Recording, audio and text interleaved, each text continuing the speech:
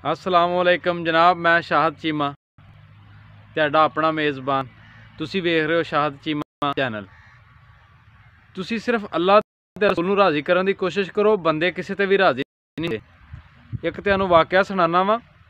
एक वारी ना एक बंदा सी पायलट ते ओहदा रिश्ता वेखण वाले आए। ओहदे प्यो ने आख्या पुत्तर इन्हां दे सामने ना तू जहाज़ चलाना ते जरा कल्टबाजियां जरा चंगियां करानियां ने, जरा इन्हां पता लग जाए भी मेरा पुत्र बहुत अच्छा पायलट है। वो जिसके सामने जहाज़ नगाया, 2 बारी इधर नूं कल्टाबाजियां कराइयां, 3-4 बारी इधर नूं कराइयां, खिलार के जो वापसी सस आखे दी भी बड़ा अच्छा पायलट है, चंगा जवाई लभ गया। वो आखण की बजाय सस ओहदी ने उन्होंने पता की आख्या, उन्हें कहा पुत्र लगा रहा है, आस्ता आस्ता तेनों सीधा चलाना आप ही आ जाएगा। क्योंकि तुसी कुछ भी कर लो ना, लोगों ने तुहाडे विच कीड़े कढ़ने ही कढ़ने ने। इस तो बेहतर है कि तुसी बंदियां लई कुछ ना करो, तुसी अल्लाह ते अल्लाह दे रसूल लई करो जो भी कर।